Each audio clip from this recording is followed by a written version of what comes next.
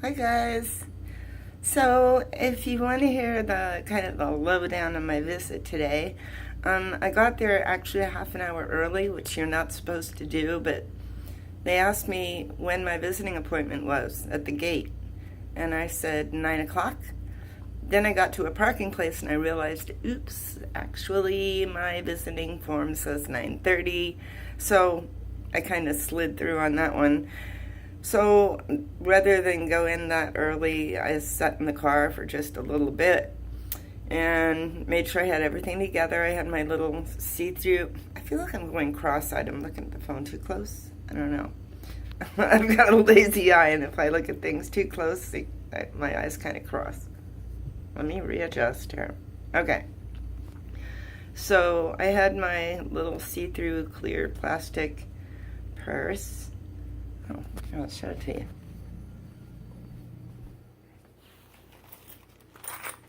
A little clear plastic purse in which I had my ID and $25 so that I could get Dylan and I like lunch from the vending machines because the prisoners aren't allowed to carry any money into there. So if you want to eat during the day, you kind of, it's on you to buy things from the vending machine. So, to do that, I can't tell a story in order, I swear, to save my neck. Let me just back up. Shortly before 9:30, like, I don't know, 9:10, 9:15 or something, I walked in, and I checked in with there's like a number one person that you check in with, and then you wait for your name to be called and you go see the number two person. They're all kind of number two people, if you ask me. And I mean that in just the nicest way. But I mean, they run a tight ship, but it is what it is. It's a prison. You can't expect them to be like, treat you like a hotel guest or something. So I get up there and I checked in with that number one person. Then I went over to the machine to get change because you can't go in with bills. You have to turn them into dollar coins in this machine. So I put my $5 in, got the $5 in coins. Then I put the 20 in and it spit it back out at me. So I turned it another way and put it in and it still spit it back out at me. So I tried flattening it really flat against the edge of a table and it still spit it back out at me, and I was starting to get really frustrated. So I tried another change machine and it spit it back out at me, and I tried to flatten it a little bit more and it spit it back out at me. And a really nice woman came up, another visitor, and she said, "It's not working for you." I think she was behind me waiting to get her change. And I said, "No, I can't get it to work. See if it'll work for your 20. She put her 20 in, it worked just fine. Of course. So I'm standing there with this 20 that will not go into any machine. And this lady suggests to me, the nice lady that was another visitor, suggested that I go down to the other visiting building, which is for the other housing unit, and see if I could make that machine work. And I mean, I really doubted it because I'd already tried this 20 in 2 different machines and it didn't work. God, I'm making a short story long. But no, it was a long story. It was a long, very traumatic experience. So I'm running out of time at this point because the number 2 person is going to call my name, right? So I ran up to the number 2 person and I said, "I've got to go try and get my 20 changed because your machine won't take it, and I'm not going to go in there with only $5 for a 6-hour visit because we won't have enough to drink in that heat, let alone eat." So he goes, "Okay, well, go ahead and do that, and I'll just keep your piece of paper right here," which was very nice of him. So I ran down to the other building. Actually, I had to drive down to the other building because it's quite a ways, down the length of the facility. And I went in there, and of course, that wasn't going to take my $20 bill either. I tried and I tried, and I just got really frustrated, and I thought, well, okay, this is great. We're going to have $5. And I think, as I remembered at that time, the sodas were $2. They were actually $1.25, which isn't too bad. But I was thinking to myself, okay, if they're $2 for each soda, I've got $5. That gives us each a soda, and then one extra one. I'm going to let Dylan have the extra one, because I tend to just kind of sip really slowly on soda. Whereas, guys, and guys don't do anything smallish. What does that mean? I don't know, I'm tired. So, in I go, past the number 2 person. I took off my shoes, and he checked to see if I had any pockets, and he looked at my jewelry, and he goes, oh, you're only allowed to wear 1 bracelet. And I had on 2 bracelets, both of which Letty gave me. I love these little bracelets. I wear them all day, every day. They're like my little good luck charm bracelets. And so he said that I had to take one of them and put it back in the car. And I said, well, am I gonna am I gonna miss my visit if I run back out to my car and back? And he goes, no. He said, I'll call you again. Which meant, a delay, because now he's going to go back to reading the names in order, and I'm going to lose my place, even though I'm not losing my visit.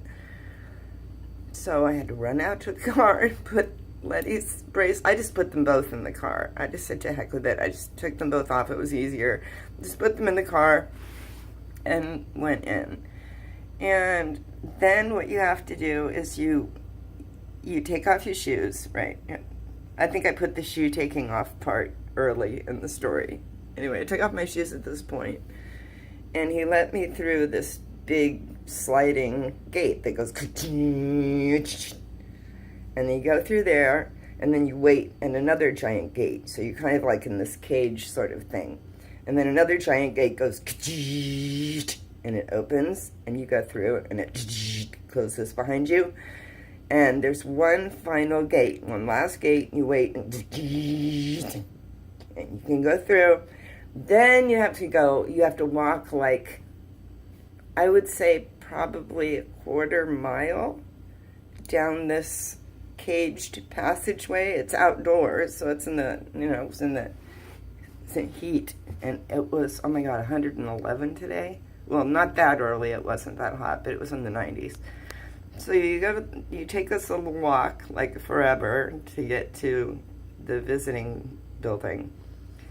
And I went in, and they assigned me a table to sit at, and they have you go sit at a table, and you sit in a certain chair because the prisoner has to sit facing the guard's table. So I sat down and waited, and it wasn't more than like 2 minutes. And they brought Dylan in, and we had a great hug, and he's put on some weight, I must say. They've got him on, I want to say Paxil.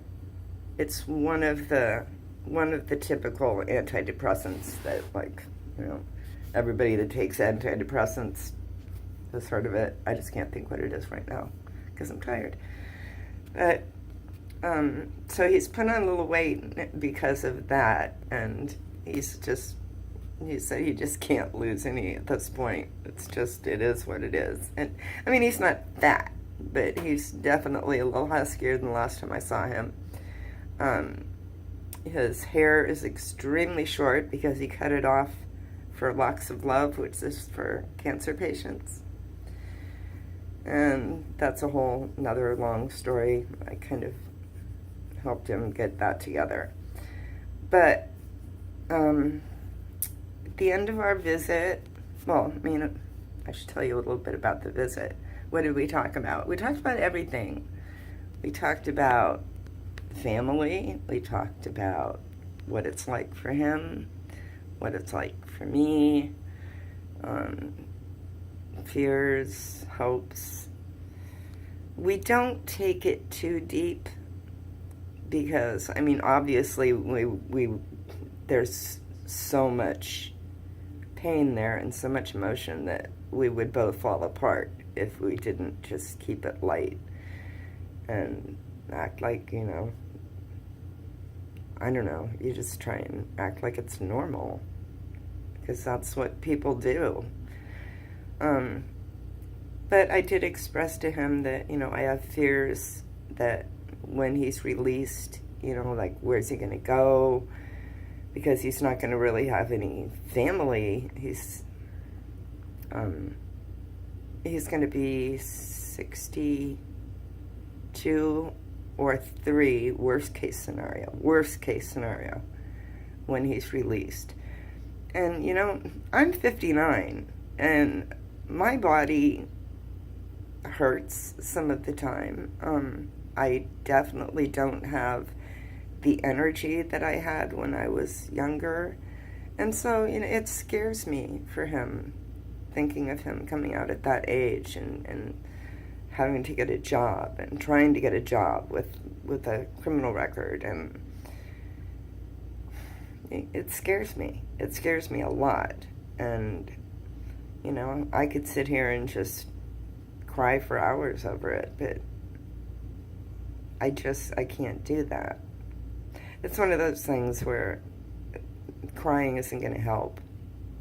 So even though you have that level of emotion and that much feeling about it, that you could just cry and cry and cry and worry and worry and worry, it's not going to do any good.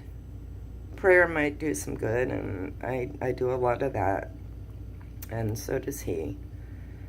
So I try and have faith that someone will be there for him that's compassionate and can overlook the fact that he made a really big mistake early in his life and can give him a chance to start over in this hard old world at 63 or whatever he is.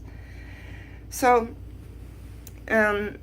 what happened is we had a wonderful visit. The end of the visit came. I walked back the quarter mile through the tube and back through the gates, and it was all good. And then I got back to the motel room, and, it always happens. It happens every visit.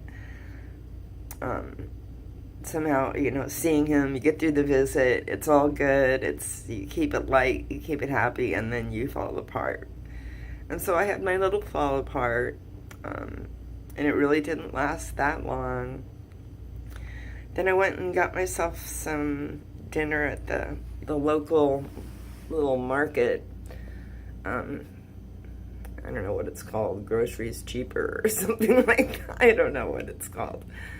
Cost less, that's what it was, cost less groceries. And I got a frozen dinner that tasted like a frozen dinner. I only ate like half of it. And I got myself some Reese's because I love my Reese's. I know I'll eat those. But it's too hot to eat, you guys. I can't believe this heat wave. It's outrageous. It's all over the Central Valley of California, and then they've got a fire in LA, so that's like making the air a little thicker. And it's really stiflingly hot. I blew a fuse in the motel room tonight because I had the air conditioner on, and I had the refrigerator because they had it unplugged when I got here, this little refrigerator. Oh, sorry, you don't want to look at my collected garbage. But, yeah. They got a microwave. There's no sign saying don't use the refrigerator and the microwave and the TV and the air conditioner at the same time. But, I guess with everybody in the motel, the whole motel building needing their air conditioner, and it overtaxed something, I guess. So the nice motel lady had to come up and fix it. And she fixed it. So all in all, it has been just a blessing of a day. A real blessing of a day. I look forward to these visits so much. And even though they tend to be really stressful and really emotional, it's all worth it. It's all worth it. Stay happy, you guys. Stay healthy. Don't forget Granny loves you. And have a miraculous Sunday. I'll see you soon. Bye.